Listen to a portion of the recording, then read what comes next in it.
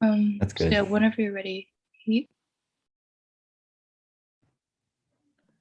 All right, you should be able to start whenever. All right, sounds good. Should I start my video too, or? That would probably be helpful if that's okay with you, I guess. Yep, that's good with me. Okay, and I just start whenever? Yep, go for it. Okay. Let me share my screen.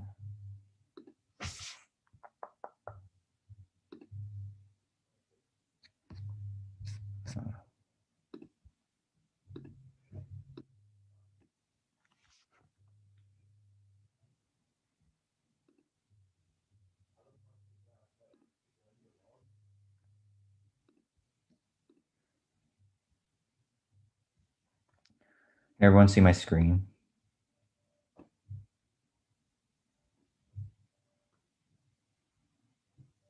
Okay, Yep. cool. Yeah.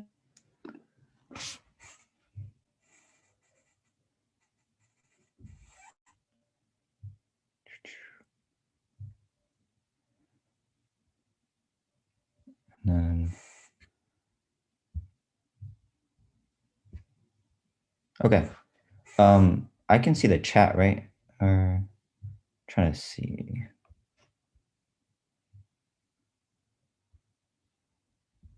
Man, I feel like a old person.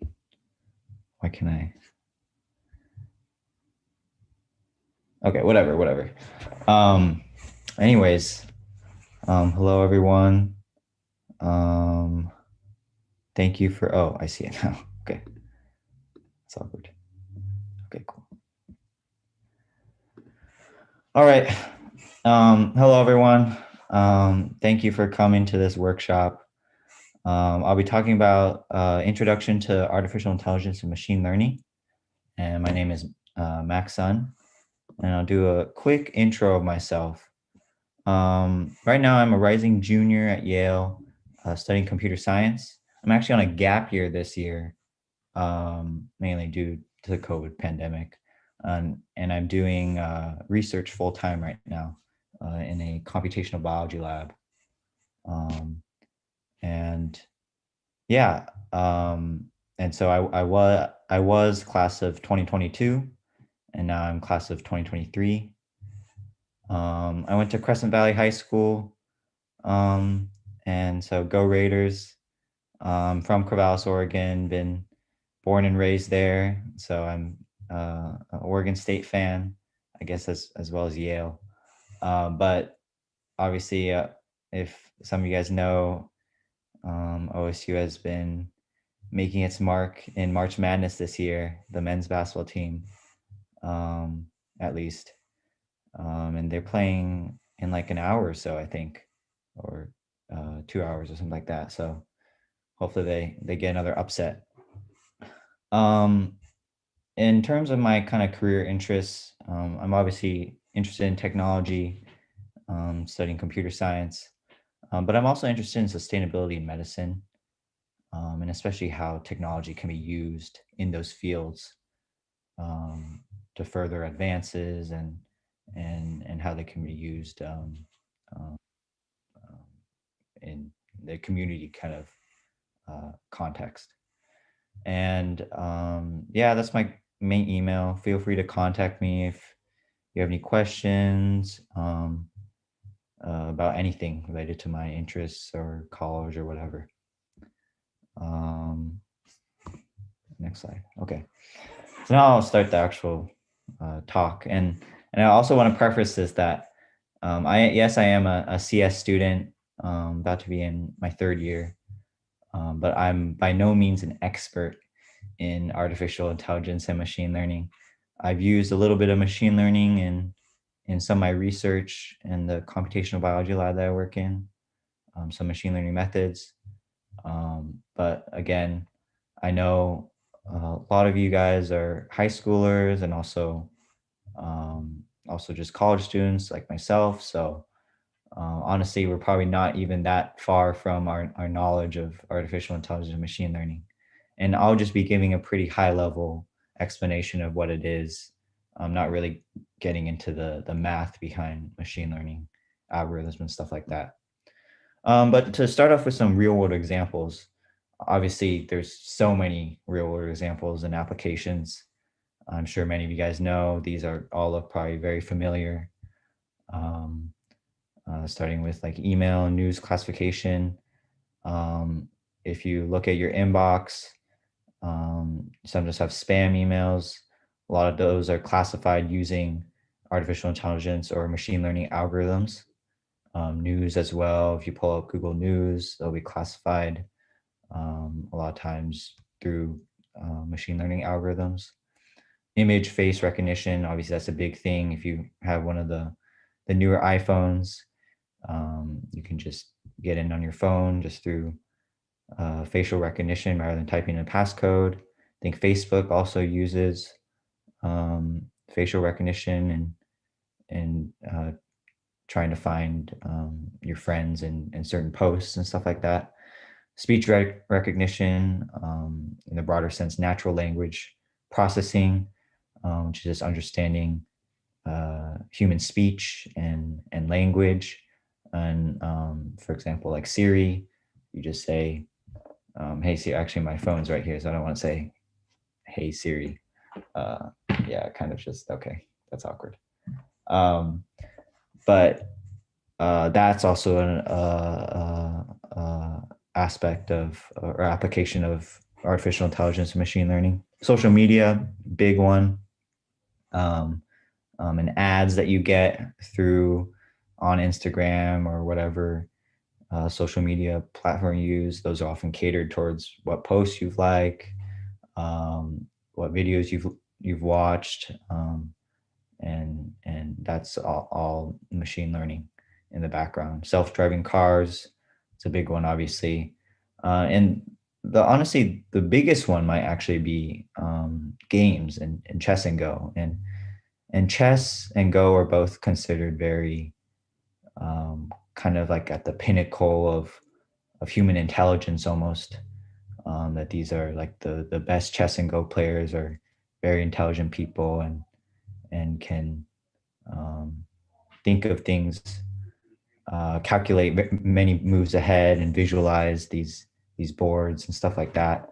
But now, as some of you guys might know, AlphaGo was a DeepMind, which now Google project a few years back, and Go has always been a very tough kind of game for artificial intelligence and machine learning to solve.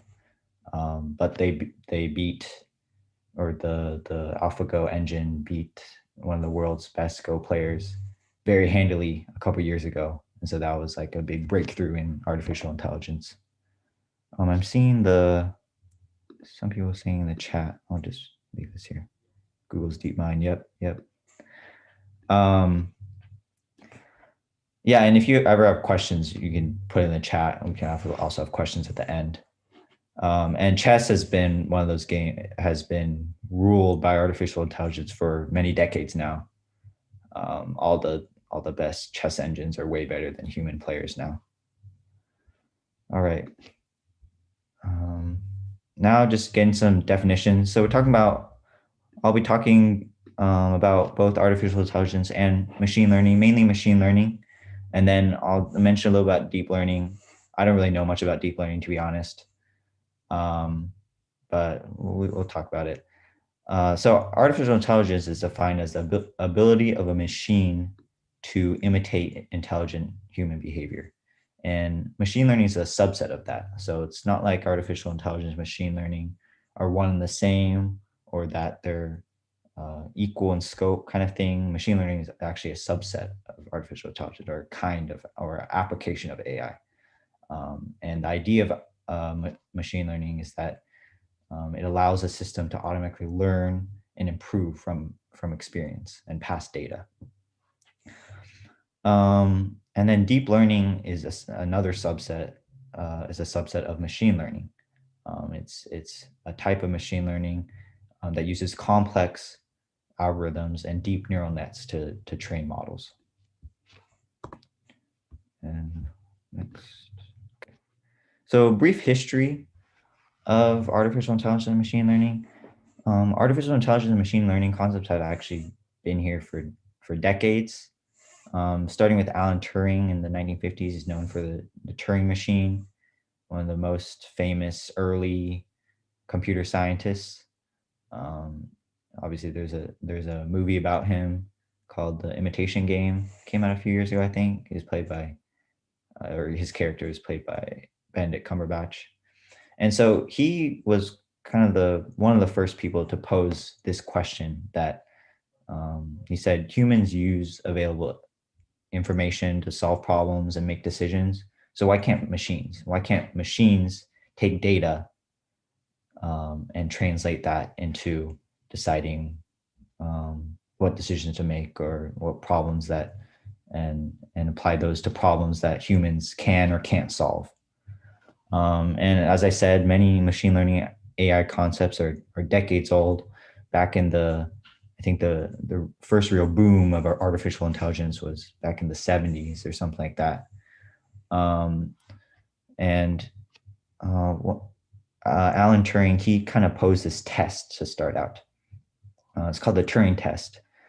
And this is actually very controversial now because people debate whether or not this is actually a accurate kind of test or representation of what artificial intelligence could look like. But the idea is that you have a human questioner, human judge. You have or three people basically. One person is the questioner, another person is a human respondent, and then there's a computer respondent, which I guess human would probably have to read or whatever. But the idea is the human questioner or judge will ask questions to both, or the same questions to both the human respondent and the computer respondent. And if, and these series of questions are, I don't even necessarily know like what types of questions they'd be, but just questions that might signify whether you're human or not, let's just say. And if the human questioner, or once the human respondent and the computer respondent respond to all those questions, if the human questioner can't determine which set of questions came from the human and which set of questions came from the computer, then that's like that computer passes the Turing test. Basically, it makes it seem like the computer and human or their set of answers are indistinguishable. And so that's like human level intelligence. So that was the first kind of concept of what artificial intelligence might be. And so, as I said, like a lot of these concepts that we'll talk about are decades old. And so why are they trending now? And there's three main reasons, actually two main reasons. The third one is not as much of a reason, but the first two, computational speed or computational power and availability of big data, those are two big reasons. As you guys could all expect, computational power is at an all-time high now. If you're familiar with Moore's law, that's something that's basically says that computational power is basic, I guess, is it power or memory or something like that? It's like doubling every couple years or something like that. But basically, computational CPU power is at an all-time high. There's also GPUs now, graphical power units or graphics. I forgot what it stands for, but GPUs are basically way better than CPUs.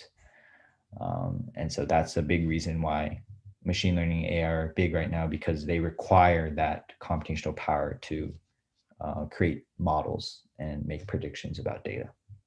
Also availability of big data, machine learning, artificial intelligence, that's the kind of goal of AI and machine learning, is to take big amounts of data and then make predictions about future data. And that's obviously a big reason of the availability of big data is digitalization. Because I mean, in the past, like even a few decades ago, most records kept are just written records, right? They're not on the internet or even stored in computers anywhere.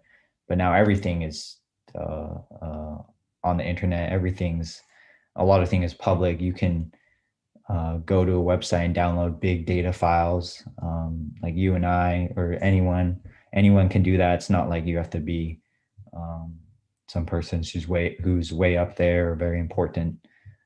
So there's just vast amounts of data available. And another reason is advance in algorithms, which is a smaller reason because, as I said, a lot of these concepts were conceived decades ago, these machine learning algorithms. And so there have been some small advances in the efficiency of these algorithms, but for the most part, they've stayed the same.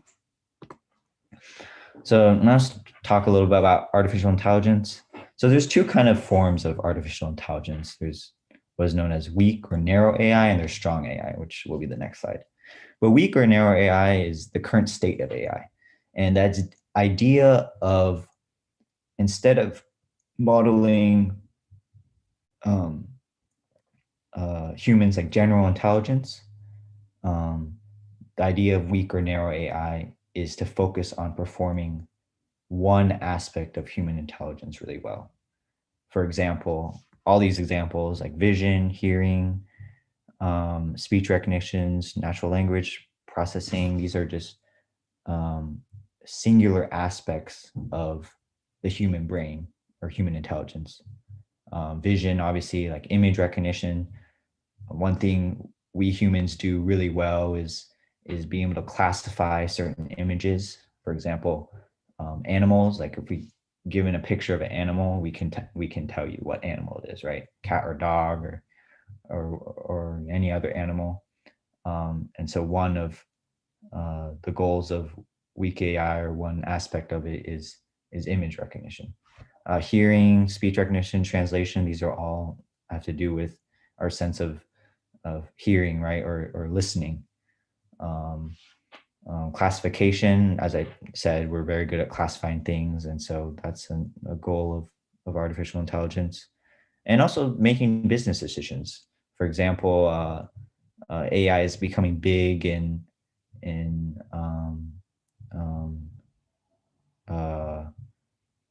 these big businesses because they want to know why customers are buying their products or why they aren't. And these can kind of, you can take big amounts of data and sift through it and see why customers are buying things or why they're not.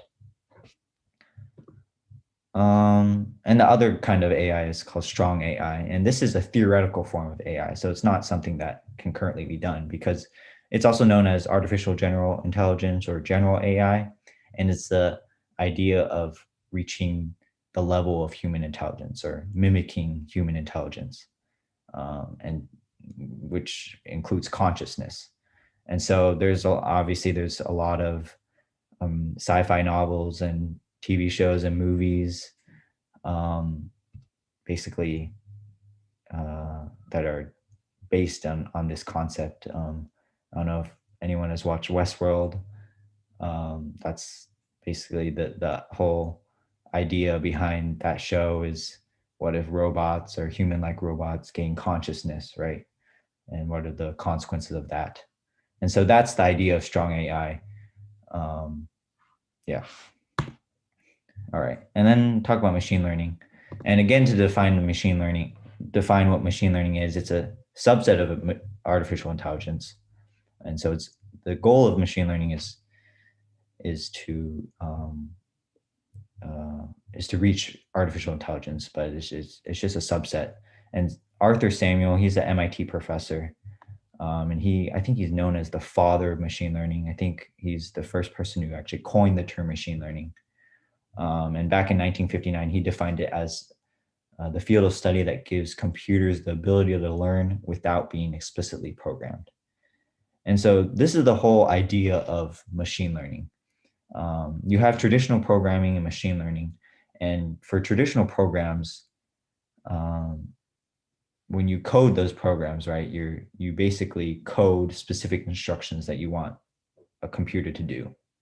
And then the computer takes data or inputs, it takes your program, your hard-coded program, and it spits out an output. Whereas machine learning is kind of different. Instead of hard coding an actual program, the idea of machine learning algorithms are they take data and also past outputs of that, of the model that they create. But basically you can kind of ignore the output here. But the idea of machine learning is you just take data and put in an algorithm,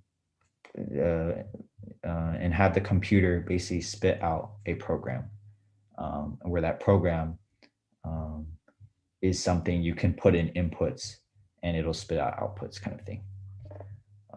And we'll talk about it a little bit later, but the idea of that program is more like a model, actually, where you can take inputs and then make predictions about new data. And so how do humans learn things? And this is kind of related, I guess, in that we kind of learn things two ways. One is just by memorization, and memorization, obviously rote memorization, you're just learning facts and accumulating that knowledge and storing it. And then if someone asks you something, then you'll remember it. And then there's generalization, which is deducing new facts from old facts, or making predictions based on past experiences or past data. And so this is the kind of learning method that machine learning is about, is this generalization, or taking past data and then making predictions on it. So how does that exactly work? Machine learning is like a function or algorithm, in that, as you can see in this diagram right here, right? There's training data. At the bottom, there's input data. But all this training and input data, or training data, is also can be known as just past data, right? And you take the past data, you feed it into machine learning algorithm, and then the algorithm uses that data to train a model that can be then used to classify and process new data. And so it's kind of a loop cycle, because you take this past data, train the algorithm, or trains a model, then you can take new data, new input data, put it into that model, it'll make predictions, and then based on those predictions, you can then go in and correct those predictions, say, oh, okay, this model, you actually, this was supposed to be positive rather than negative, or this was supposed to be,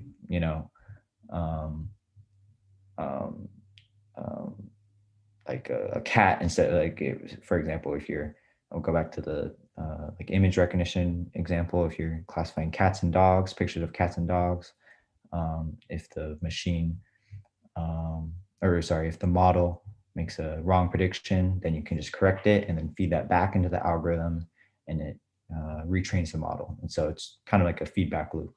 It keeps getting better and better. And again, that's just data. More and more data trains the model better. And then next. Yeah, so again, what does this actually look like in terms of the data? And so here's an example. Again, the goal of machine learning is to make predictions based on past data. And this, sorry. Okay. Okay, let me just restate that. So the goal of machine learning, again, is to make predictions based on past data. And so what does this data look like? A lot of times it's just row column data, tables of data, Excel spreadsheets of data. And as you can see on the right here, you have rows and columns, right, of data. And this specific data set is a data set of breast cancer patients and their resulting survival status. I think the actual survival status is if patients lived past 5 years or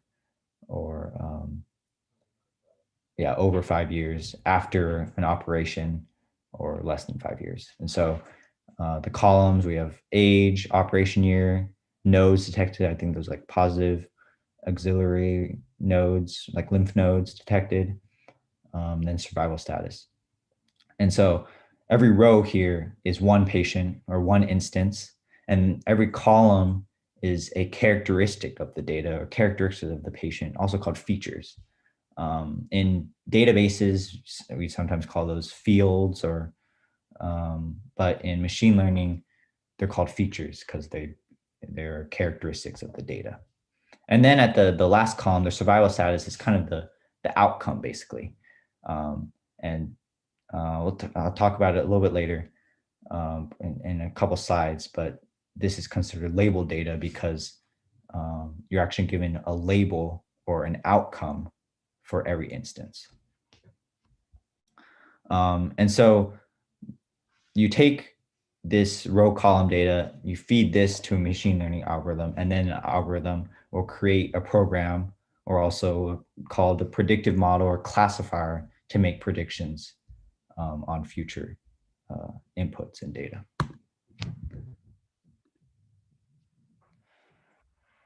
So how can machine learning replace traditional expertise?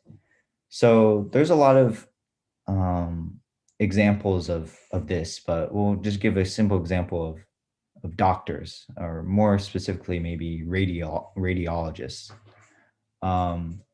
Because machine learning is about taking past data and then making predictions about it, a lot of experts, that's their job. For example, doctors are experts at looking at patient symptoms, their images, or the x-rays, MRIs, etc., body measurements, weight, height, etc., other numbers, blood pressure, blood glucose levels, stuff like that, and then making a diagnosis based on all those numbers, images. And so the question is, what if we could just feed a patient's data into a machine learning algorithm and then have the algorithm make a prediction of the patient's diagnosis based on thousands or even millions of past patient data and diagnoses? So that's the kind of goal of machine learning, is to almost replace experts. And for example, just taking like radiologists, doctors is kind of general, but even just taking radiologists, their kind of job is to look at images, right? Let's say x-rays, and based on looking at their x-rays, they can make a prediction on what injury a patient has. But what if we could just put thousands or millions of x-ray images, feed it into a machine learning algorithm, we'll train it and tell them, okay, which images are pictures of broken bones, which ones are normal bones, and then it can make predictions on future images based on that model. And so that's the kind of idea of what machine learning could how it could be applied to the real world. Now, there are different types of machine learning algorithms, and they kind of fall into three categories: supervised learning, unsupervised learning, and reinforcement learning. So supervised learning first. Supervised learning is task-driven, and it involves labeled data. And so in my past example with the breast cancer patients, the reason why it was labeled data is because the outcome or target variable was given. And in that case, the outcome variable was whether the patient survived within 5 years or after 5 years or not. But a more like easier example to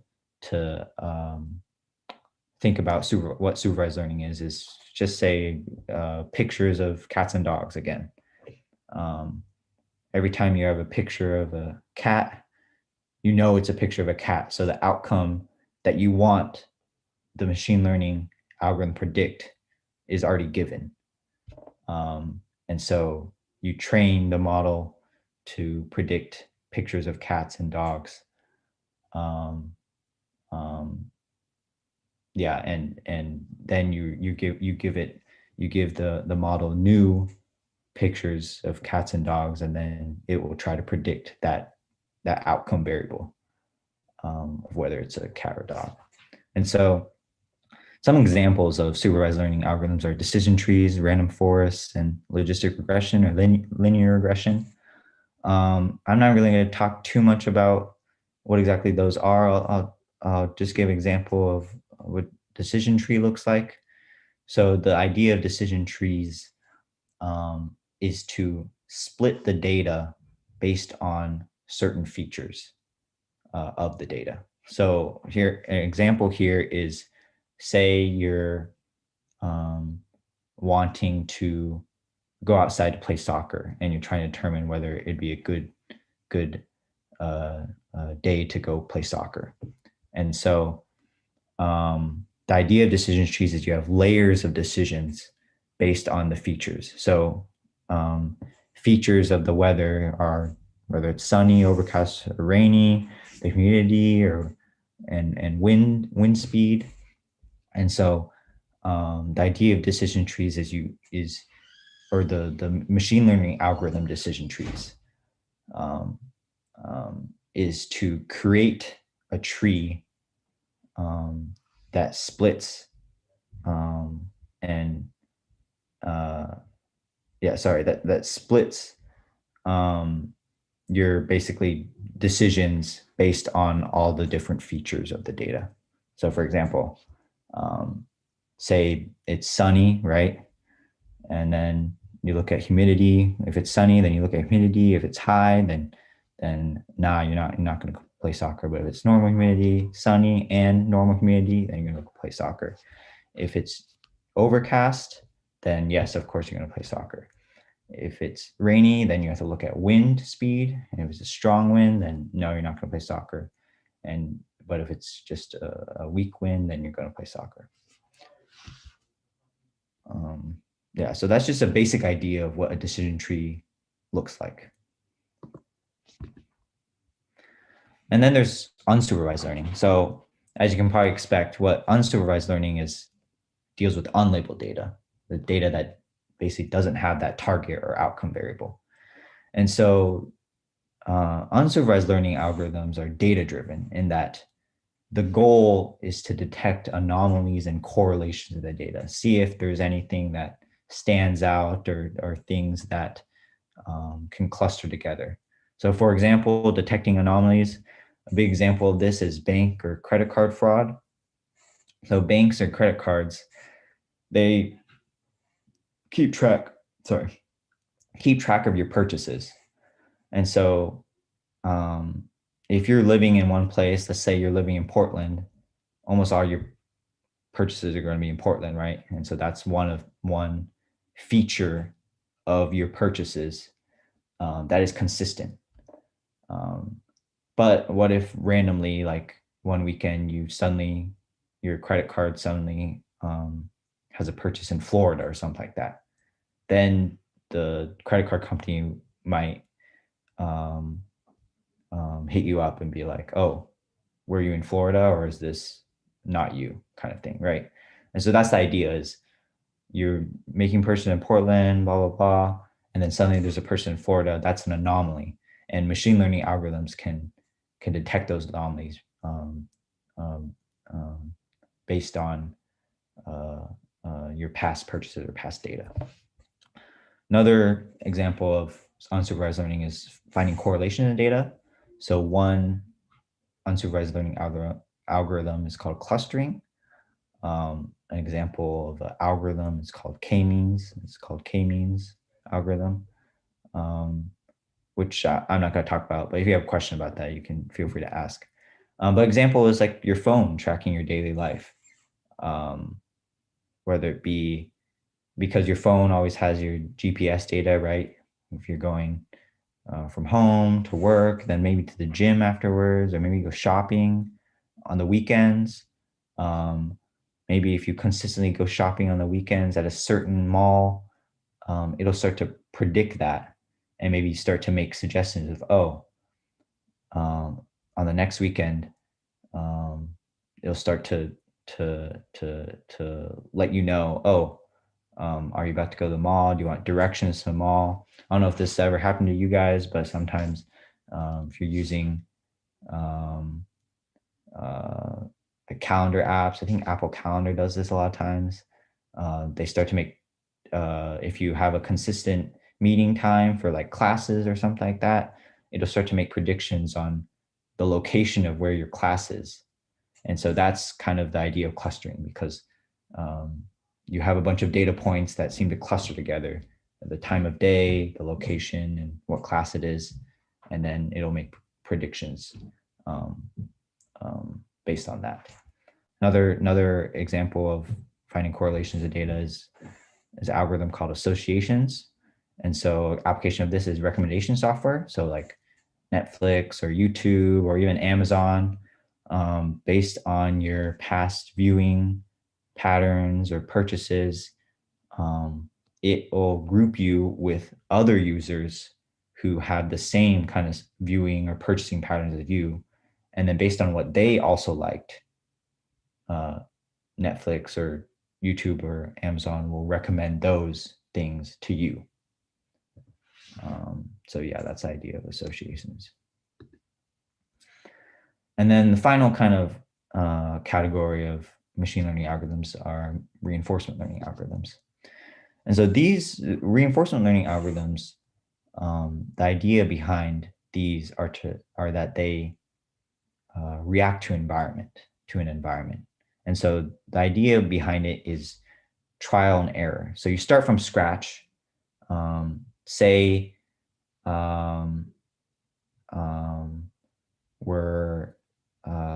for example, we'll take the AlphaGo 0 example. AlphaGo, the actual AlphaGo engine, when it beat Lee Sedol a couple years ago, the very good human Go player, it was trained on past expert games, basically. And so it took a bunch of human games and then built upon that and then created an engine that could beat, I guess, almost all human players. But then after that, after AlphaGo beat Lee Sedol, they created another engine called AlphaGo 0, which basically didn't take any data from the outside, and it basically started from scratch. The programmers just gave AlphaGo 0 the rules of Go, and then AlphaGo 0 just went from there, and it just played itself millions and billions of times. And then based on that, it basically trial and error, and based on how it played itself, it would learn from past games, learn from past experience to make more and more accurate moves or decisions. So that's the idea of reinforcement learning, is you're doing trial and error, and if you make good moves or good things, you make good moves or you win games, if just taking the AlphaGo example, then the moves that you made in that game maybe are rewarded, kind of thing. And so it's kind of a reward system, I guess, is a good way of describing reinforcement learning.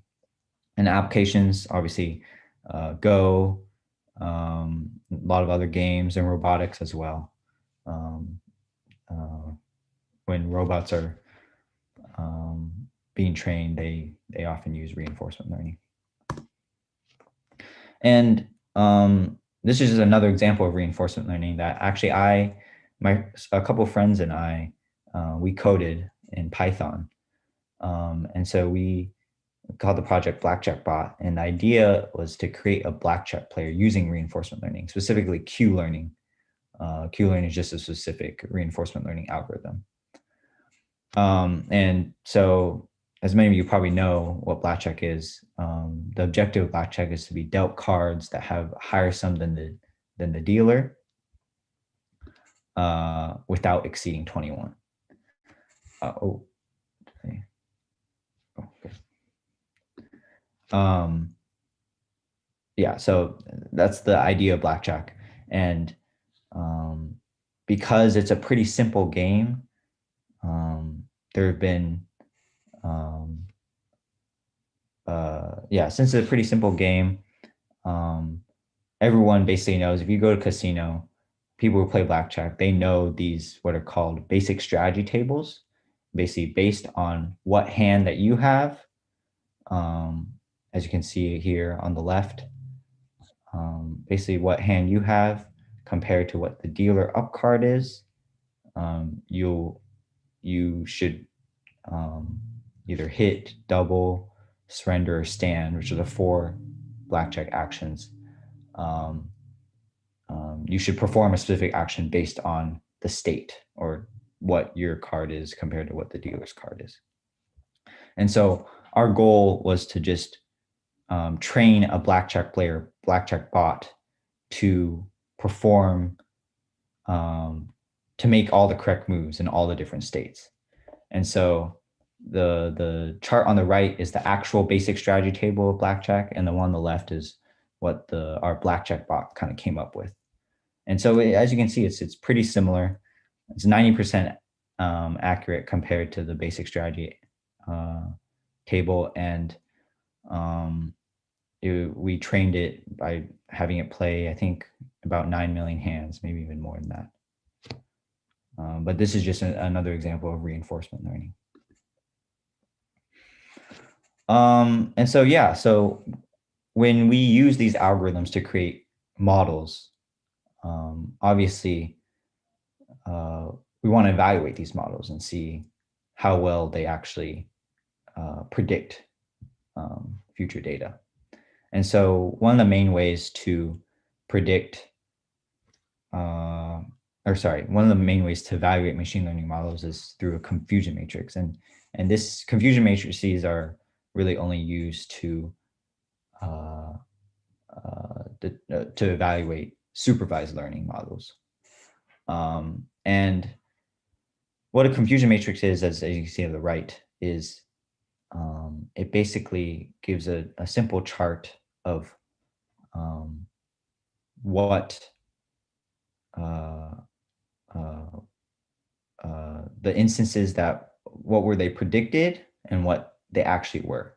So there's true positives, false negatives, and true negatives. So true means that it predicted it right, and then positive and negative just means if it actually was positive or negative. So for example, if we take the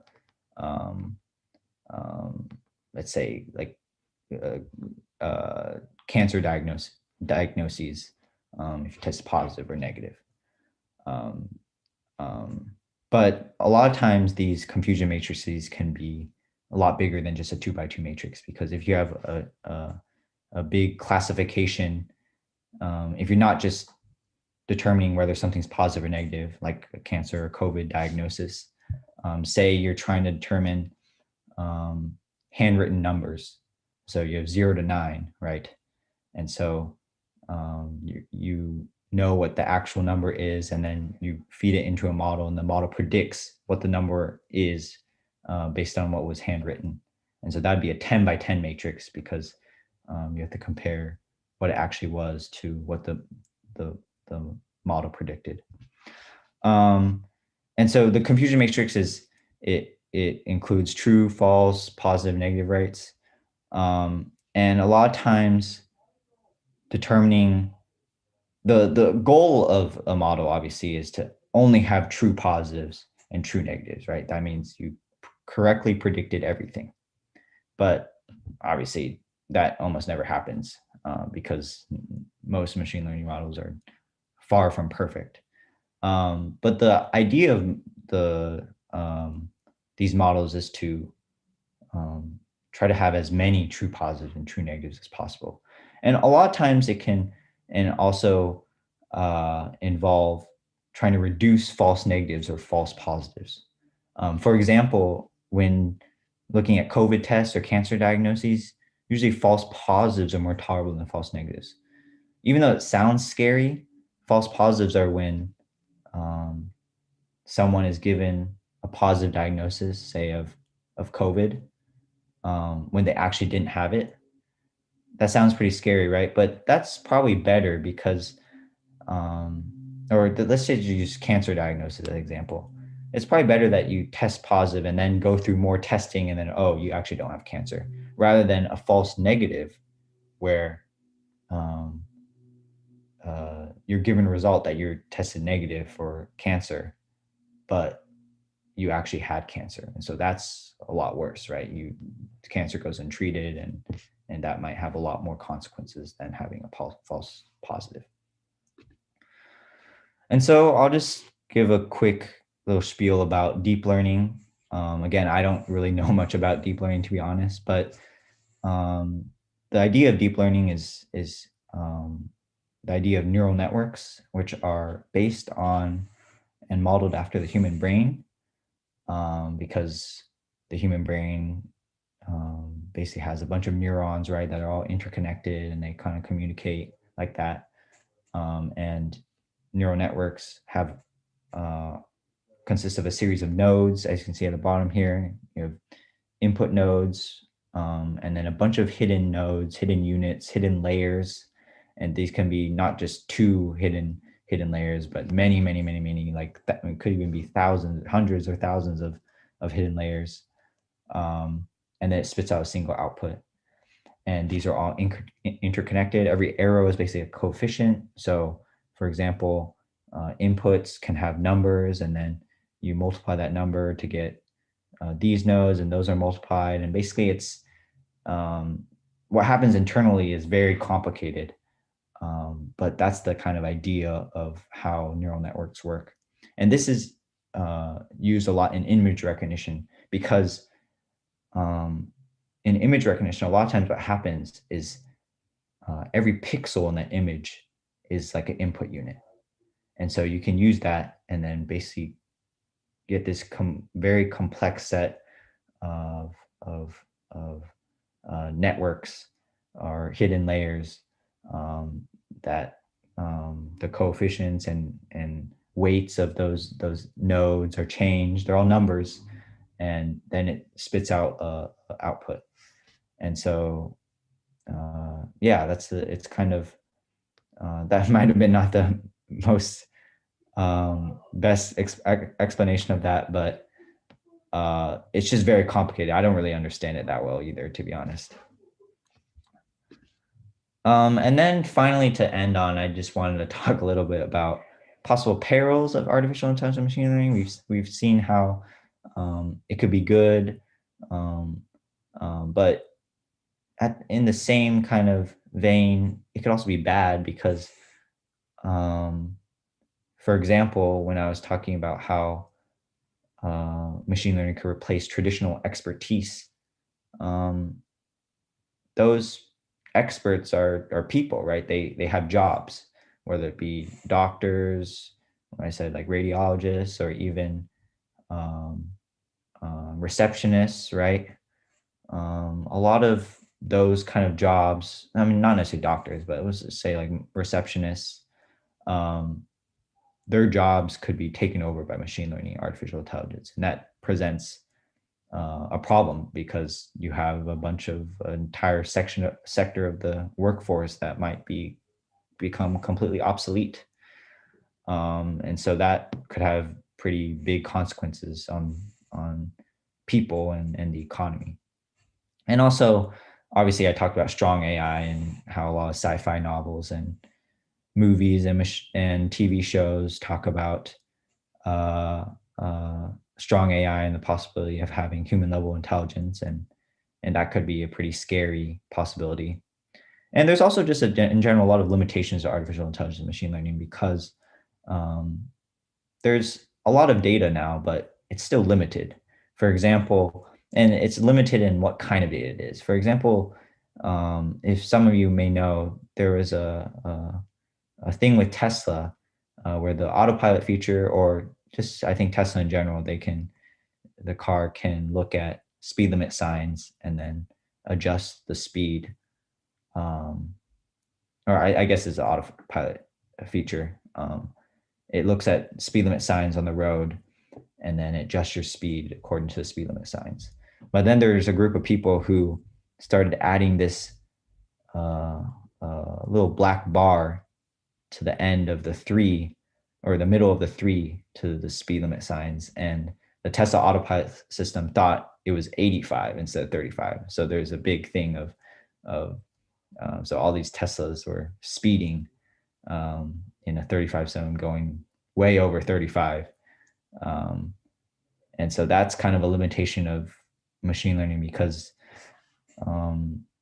it relies on vast amounts of data, right? And sometimes that data is formatted in a specific way, or obviously speed limit signs are usually only like the one on the right, right? So yeah, there's just a lot of limitations to what machine learning and artificial intelligence could really achieve. So yeah, thank you everyone for listening. And if anyone has questions, feel free to ask.